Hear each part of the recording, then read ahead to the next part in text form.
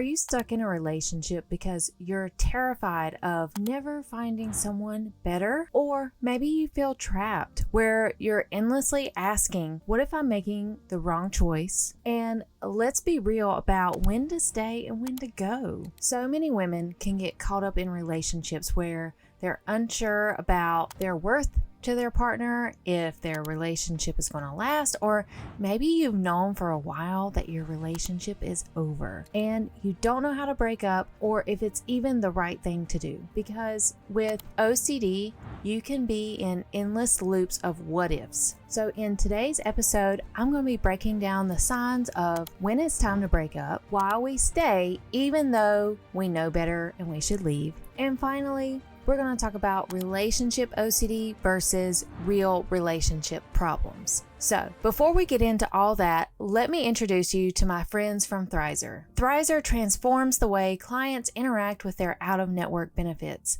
As you know, clients need to manually submit super bills for out-of-network sessions and wait for months for reimbursement. With Thrizer, clients can just pay a copay for sessions while Thrizer covers the rest of your full rate up front. They handle everything from verifying out-of-network benefits, submitting claims, to waiting for reimbursement on the client's behalf.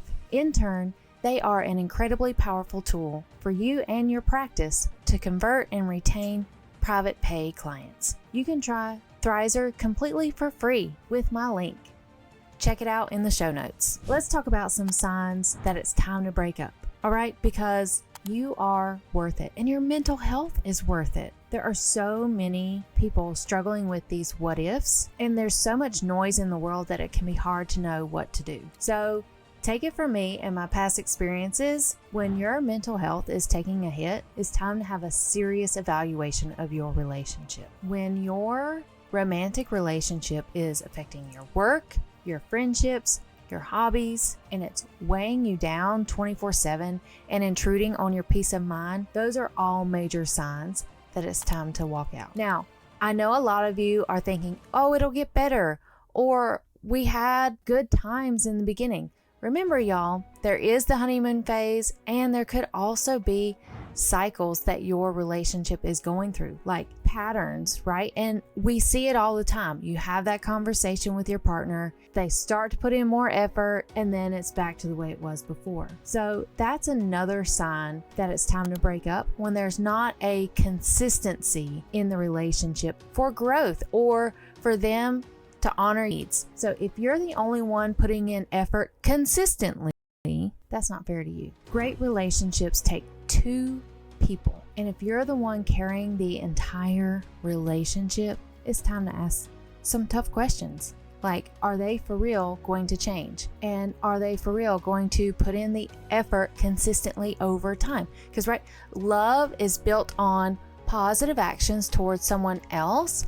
And it's also built in small, consistent actions over time. That's what a healthy, secure relationship looks like. Another sign that it's time to break up is when you feel fear and not love. So if you're primarily staying with someone because you're afraid of being alone, you might need to check that fear at the door, because fear of being alone isn't love, and this is more about control, which isn't a reason for you to stay in the relationship or for you to hold your partner back. Because listen, y'all, if you are feeling stuck in the relationship, you're afraid of breaking up with them, you're afraid that you're going to hurt their feelings, the sooner you can rip off the Band-Aid, the better. Because the sooner you release them, the sooner they can be in a relationship that possibly they're a better fit for. Now, let's talk about those things that happen when we know we should leave, but we stay anyway. A lot of you may feel like you have invested so much time in this relationship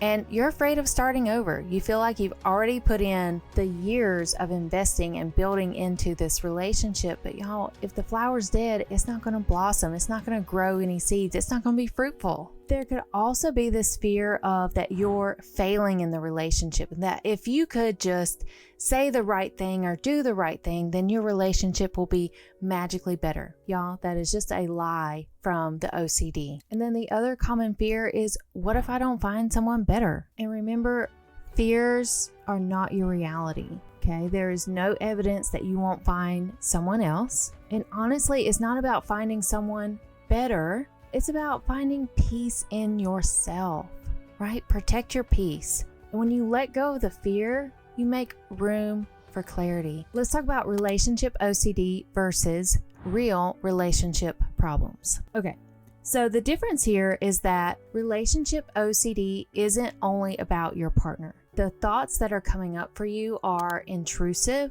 They are unrelenting. These thoughts trick you into believing that your relationship isn't enough. When in fact, if you were to examine the evidence and look within yourself, you can start to gauge and assess, are my doubts coming from anxiety or from a genuine feeling that this relationship isn't right for me? And if you're still not sure, that's where I come in, or technically the AI version of me. Yes, I have got this amazingly cool tech tool that has all of my knowledge about OCD and relationships, and it is available 24/7. So you can chat with Erin Davis AI for instant relationship advice. How cool is that? From there, you can sort through your doubts and really get to the bottom of your anxiety. To chat with Erin Davis AI, go to the link in the show notes, or you can go to bit.ly/Erin-AI, and that will take you straight to the landing page for Erin Davis AI. All right, and come back next week where I'm going to be sharing with you how relationship doubts